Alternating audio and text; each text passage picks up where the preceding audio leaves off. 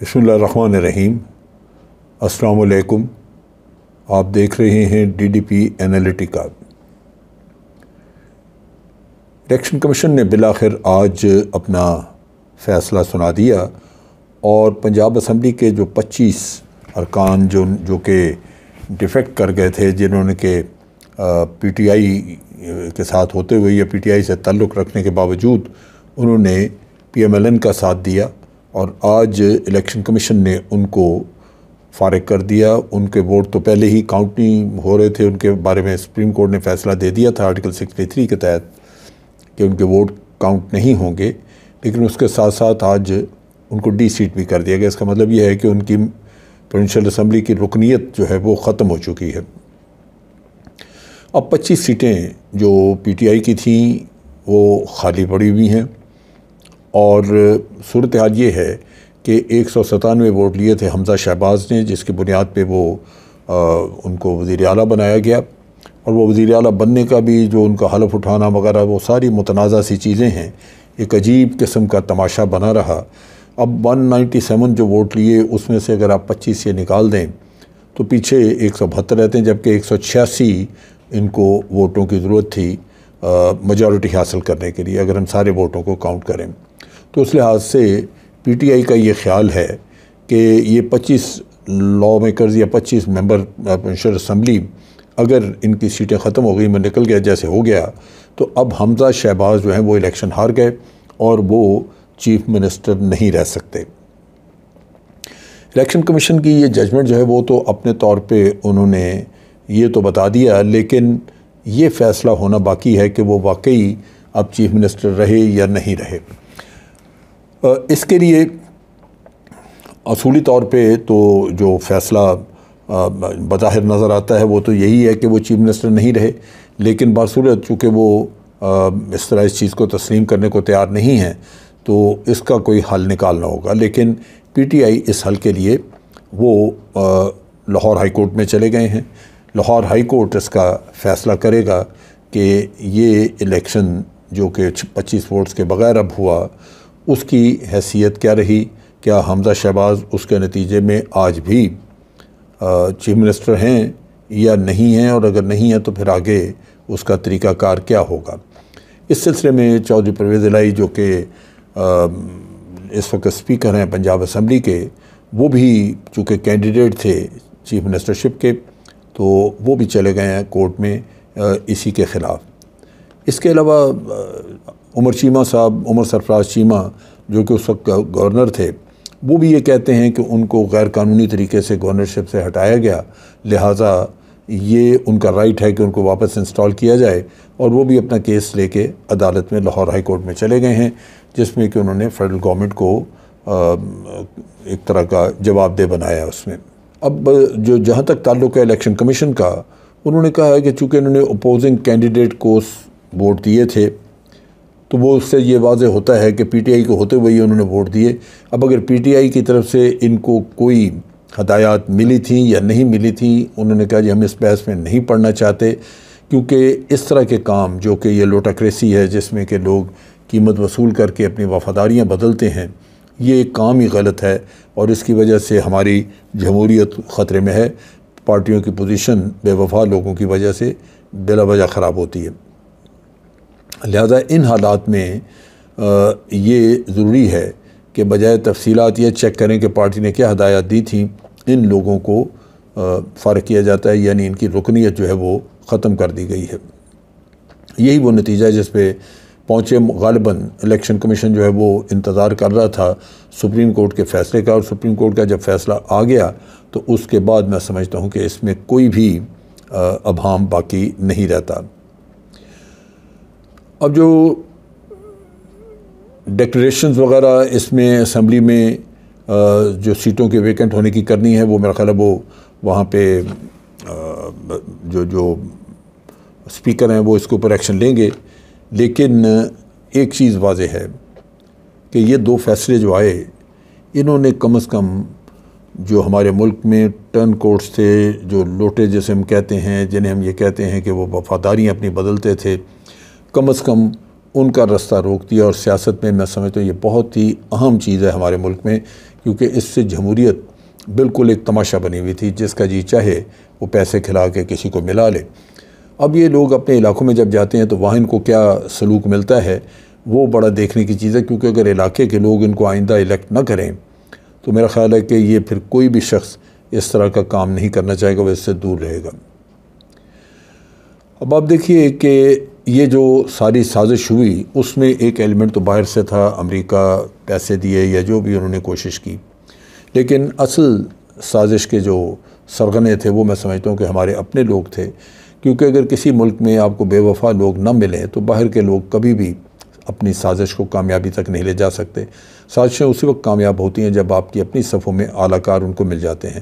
لہٰذا یہ اندرونی اعلیٰ کار والا قصہ تو میں سمجھتا ہوں بڑی اچھی طرح ہماری عدالتوں نے اور الیکشن کمیشن نے نپٹا دیا، اس سے ایک کرائسس جو ہے وہ ختم ہو گئی۔ اب مزید کرائسس بنتی ہوئی نظر آ رہی ہیں۔ ایک طرف تو اکانومی کے ایشو ہیں جس میں ہمیں نظر آ رہا ہے کہ بہت سارے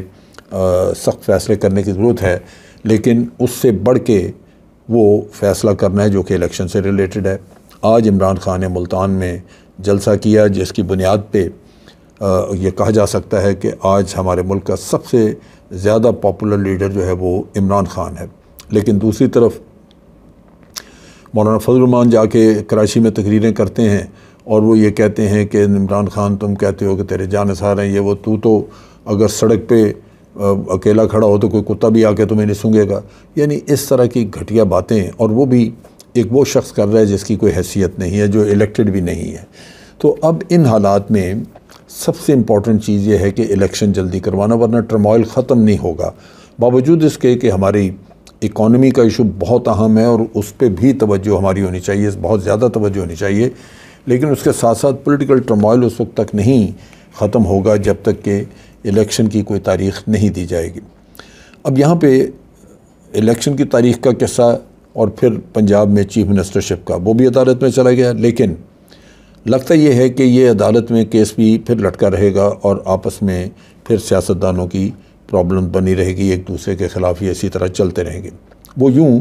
کہ انفارمیشن منسٹر مریم اورنگزیب نے آج پریس کانفرنس کی اور انہوں نے واضح طور پہ کہا کہ الیکشن کمیشن کا فیصلہ کچھ بھی ہو، اس کا پنجاب کے اوپر کوئی اثر نہیں پڑتا، اس وجہ سے کہ ہمارے پاس ووٹ زیادہ تھے اور ووٹ زیادہ ہیں، لہٰذا شہباز جو حمزہ شہباز ہے یہ چیف منسٹر تھا اور چیف منسٹر رہے گا، اس کو ہٹانے کا ہمارا کوئی ارادہ نہیں ہے۔ اب یہ جو چیز ہے اس کو اب عدالتیں تو جس طرح بھی دیکھیں گی، لیکن میں سمجھتا ہوں کہ بجائے بیان بازی کے اس کو عدالتی فیصلے تک اب انتظار کرنا چاہیے، لیکن مشکل یہ ہے کہ یہ بیان بازی سے یہ لوگ باز نہیں آئیں گے اور اسی کی وجہ سے پھر آپ دیکھیں گے کہ یہاں پہ آپس میں رنجشیں شروع ہوں گی۔ اب اسی چیز سے لنک جو دوسرا ایشو ہے وہ یہ ہے کہ ہم سوشل میڈیا پہ بھی دیکھتے ہیں اور اس کے ساتھ ساتھ جو ہم سٹیٹمنٹس دیکھ رہے ہیں وہ بڑی عجیب و غریب ہے۔ پی ایم ایل این اس وقت حکومت میں ہے، وہ بار بار کہہ رہی ہے کہ یعنی وہ ڈائریکٹلی اور انڈائریکٹلی کہ فوج ہمارا ساتھ دے، کیوں ساتھ دے، جبکہ دوسرے آپ پی ٹی آئی کو دیکھیں، پی ٹی آئی کہتی ہے کہ اگر نیوٹرل تھی فوج تو اب نیوٹرل رہے۔ سو آرمی یا آرمی کی لیڈرشپ جو ہے وہ نیوٹرل ہے، لیکن اس میں گھسیٹا جا رہا ہے۔ اس کے ساتھ ساتھ ایک اور بھی وجہ ہے کہ یہ جو اچانک رجیم چینج ہوئی اس کی وجہ سے بھی پاکستان کے عوام میں آرمی کے بارے میں کچھ غلط فہمیاں پیدا ہوئی، جس کے نتیجے میں آپ دیکھتے ہیں کہ بہت ساری سوشل میڈیا پہ بھی اور ادروائز بہت ساری سٹیٹمنٹس ایسی آ رہی ہیں جس میں کہ آرمی کی لیڈرشپ یا آرمی کی بے توقیری کی جاتی ہے۔ قانوناً تو یہ غلط ہے ہی، لیکن میں سمجھتا ہوں کہ اخلاقی طور پہ بھی ہمیں یہ مناسب نہیں ہمارے لیے کہ ہم یہ بات کریں۔ اب دیکھیے کہ جب دشمن نے یہاں پہ رجیم چینج کا کام کیا تو اس کے دو ہی مقاصد تھے۔ بعد میں وہ بہت کچھ حاصل کرنا چاہے گا، کیونکہ اپنی مرضی کے رجیم لانے کے بعد تو وہ بہت کچھ حاصل کرنا چاہے گا، تبھی تو وہ اپنی مرضی کے رجیم لانا چاہ رہا تھا۔ لہٰذا امیجیٹ جو مقاصد تھے وہ دو تھے، ایک یہ کہ عمران خان کو ہٹانا ہے کیونکہ عمران خان ان کے راستے کی رکاوٹ تھی، دوسری طرف یہ کہ افواج پاکستان جو ہیں وہ چونکہ ایک بیلنسنگ ایکٹ کرتی ہیں، آپ کے ملک کو وہ سینٹر آف گریوٹی کے طور پہ سپورٹ کرتی ہیں، لہذا یہ ضروری تھا کہ سینٹر آف گریوٹی کو ختم کیا جائے اور اس کے لیے عوام اور افواج پاکستان کے درمیان بد اعتمادی پیدا کی جائے۔ یہ جو بد اعتمادی ہے یہ در حقیقت افواج پاکستان کے لیے بھی تکلیف دہ ہے، کیونکہ جو فوج آج دن تک اپنی جانیں قربان کر کے آپ کا اعتماد حاصل کر سکی، آپ سے محبت لے سکی، آج وہی فوج آپ کے ساتھ کھڑا ہونے سے کترائے اس وجہ سے کہ آپ اس کے اوپر اعتماد نہیں کر رہے۔ تو یہ بڑی تکلیف دہ بات ہے، لیکن اس کا فائدہ دشمن کو پہنچتا ہے۔ ایک مضبوط پاکستان اور ایک ایسا پاکستان جو کہ جس کی فوج بڑی مضبوط ہو، یہ کبھی بھی نہ بھارت کو ہضم ہوگا اور نہ ہی کبھی امریکہ کو ہضم ہوگا۔ یہ ملک ہمارے ساتھ امریکہ اتنے عرصے سے ہم اس کے ساتھ تعاون کر رہے ہیں، 70 سال گزرے، انہوں نے ٹھیک ہے ہمیں کچھ ہتھیار وغیرہ دیے، لیکن کبھی بھی انہوں نے پاکستان کو معاشی طور پہ پاؤں پہ اپنے قدموں پہ کھڑے کرنے کے قابل نہیں کیا۔ انہوں نے وہ انویسٹمنٹس نہیں یہاں پہ کی جس سے کہ ملک کی اکانومی سالڈ ہو اور پاکستان ترقی کر سکے۔ سو لازماً نظر آتا ہے کہ وہ چاہتے یہی رہے کہ پاکستان ان کے اوپر ڈیپینڈنٹ رہے، پاکستان کا انحصار رہے، اور پاکستان ایک کمزور ملک کی حیثیت سے ان کے قدموں میں بیٹھا رہے، ان کے لیڈرز جو ہیں وہ ان کی خوشامد کرتے رہیں، ان سے ان کا کہنا مانتے رہیں۔ اب پہلے بھی انہوں نے بہت ساری کوششیں کیں پچھلے 3-4 سال سے، جب سے عمران خان حکومت میں آئے، امریکی اس کام پہ لگے ہوئے تھے، لیکن بالآخر وہ آ کے اب کامیاب ہوئے جب کہ ان کو ہر جگہ پہ ہمارے اپنی صفوں میں بیٹھے ہوئے غدار لوگ مل گئے جن کو وہ پیسہ دے کے تو کروائے۔ اب ان کو ملا کے یہ حکومت تو گر گئی، لیکن آج جو حالات پیدا ہو چکے ہیں اور جس میں آگے افواج پاکستان کے ساتھ بد اعتمادی کی جا رہی ہے، پیدا کی جا رہی ہے، اس سے یوں لگتا ہے کہ یہ سسٹم جو ہے یہ ٹوٹلی کولیپس کر جائے گا۔ اگر کولیپس کرتا ہے تو آپ سوچئے کہ سب سے بڑا اس کا فائدہ ہمارے دشمن اکراس دا بارڈر وہ اٹھائیں گے، اور پھر امریکہ کے لیے بھی ہم سے باتیں منوانا آسان ہوگا۔ ضرورت اس بات کی ہے کہ اس وقت ہم تحمل اور بردباری سے کام لیں۔ میں نے کل بھی اپنے ایک ویلاگ میں یہ کہا تھا کہ یہ جو کچھ ہو رہا ہے یہ ایک ہائیبرڈ وار آپ کے اوپر امپوز کی گئی ہے اور اسی کا ایک حصہ ہے، یہ اس کا ایک پہلو ہے۔ جنگ جاری ہے، آپ یہ نہ سمجھیں کہ جنگ نہیں ہو رہی، جنگ ہو رہی ہے، لیکن اس کا طریقہ کار آج مختلف ہے۔ اب ان حالات میں اگر ہماری جو افواج ہیں وہ اور پاکستان کے عوام، ان کے درمیان جو بانڈیج ہے، جو ایک محبت کا تعلق ہے، اگر وہ کمزور پڑتا ہے تو آپ یہ سمجھیے کہ اس سارے سسٹم کا دفاع ختم ہو جائے گا، اور پاکستان کی افواج جو ہیں وہ ان کے لیے یہ بڑا مشکل ہوگا کہ وہ پھر ملک کا دفاع کر سکیں۔ لہٰذا یہ ہمیں احتیاط رکھنی چاہیے کہ ہم دشمن کو یہ موقع نہ دیں۔ آج بھی ہم نے